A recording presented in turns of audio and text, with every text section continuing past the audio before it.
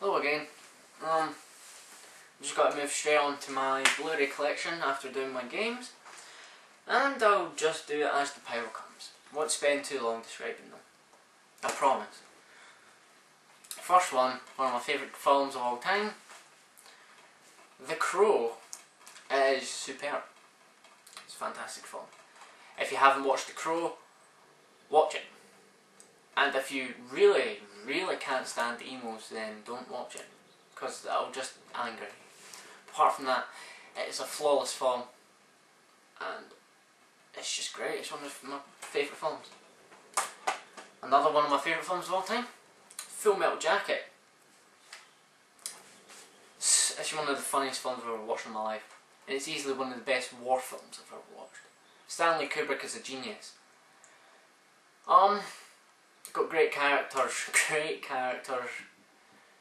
and it's just, it really puts to life how emotionally tolling war is, and it actually hits you hard.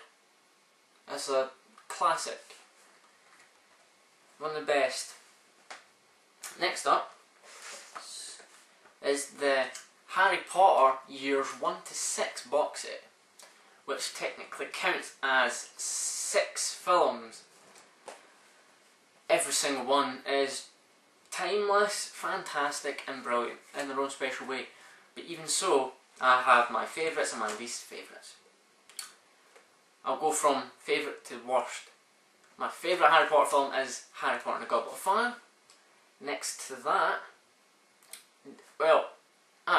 that is The Deathly Hallows, Part 1, which isn't in this pile. After that, The Half-Blood Prince, then The Philosopher's Stone, then The Chamber of Secrets, then The Order of the Phoenix, then Prisoner of Azkaban. Because that's just shit. When The Deathly Hallows Part 2 comes out, I'll probably take second spot next to Part 1. But yeah, one of the best movies franchises in the world and to ever exist. There won't ever be films like Harry Potter ever again. Next up, probably my favourite film, no, my third favourite film of all time, Battle Royale. This is the Battle Royale limited edition on Blu-ray. Comes with 5 cases. Case 1 is the theatrical cut, probably the one version that everyone's seen. Then disc 2 is the director's cut, which has got like an extra 12 minutes in it. And the extra scenes aren't really that memorable, but in a way they do help. They do kind of get you more involved with characters, but they're not really that much needed. The third disc is the special features, and there's a shitload of special features. The fourth disc is books. Well, it's not really discs, it's books. It's notes and shit. Like, books are quite thick. And then the fourth one is comics and postcards, which includes a purely unique comic derivative of the Battle Royale series, a poster which is fantastic with totally unique art on the film, and about half a dozen postcards which are absolutely stunning and taken straight out of the film. Next, so my favourite films, it's Eragon. Eragon's like a mixed bag, isn't it? A lot of people like it and a lot of people don't like it. I haven't read the books, but if I did, I probably would still like them. It's the dragons that get me interested, hooked into this film, because I love dragons. I like it, and it's about it really. It's a mixed bag, you're either going to love it or you're going to hate it. Next up, Alien vs Predator 2 Requiem. I like the film. It's like it's an average film, and I'm a personal fan of both the Alien and Predator series, and I think they're fantastic. What also makes this film memorable for me is that when I was at the cinema watching this with my friends, we actually came up with names for every character, so it kind of adds an extra humour to the film. It's quite funny. Next is The Chronicles of Narnia Prince Caspian, with 2 discs.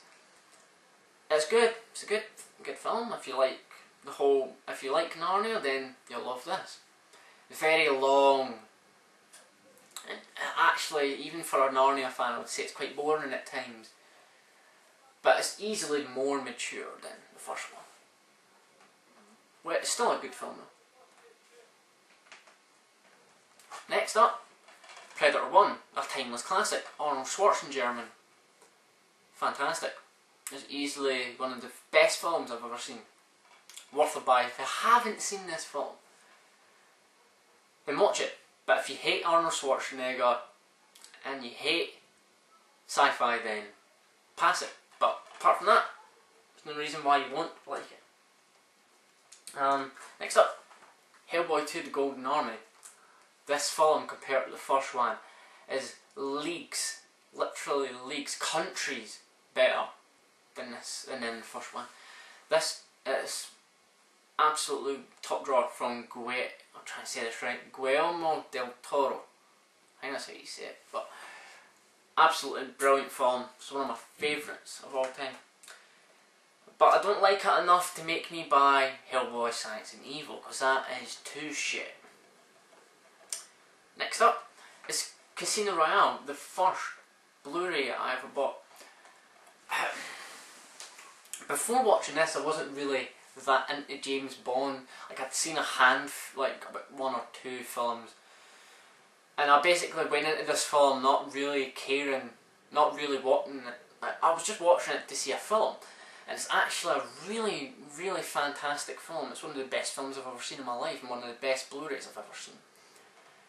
This is a film to watch if you've never watched James Bond before and you're just looking for a good film, because if you don't know it's James Bond, then it's still a fantastic film. If you love James Bond, there's no reason why you won't love this, because it's one of the best. And Daniel Craig does a great job, but I can't actually be bothered watching Quantum of Solace because I hear it's shit. But Casino Royale is a top draw film. Next up, so one of the funniest films I've ever seen, Superbad. It's hilarious. Well worth a shout. But then again, you know what kind of films this is like. But even so, I've known a few people that were surprisingly put off by this. But I wasn't. I thought it was hilarious. I thought it was just funny as fuck. Next up, Hellboy 1. As I said with Hellboy 2, it's not as good as the second one, but it's alright. It's mediocre. I would recommend that you would be into the comic books before watching the first one. Helps you enjoy it more. Next is Trainspotting with Slave. Wowzers, this is a good film. One of the best films I've ever seen in my life. There won't ever be a film like this ever again. That Danny Boyle guy is a genius. And what also makes this a fantastic film is because it's set in Edinburgh, the capital city. It's great. It's so funny. Every character is great in their own mind. There's no one in this film that's bad. There isn't a bad thing I can think about this film. It's incredibly real, and it's so much fun to watch.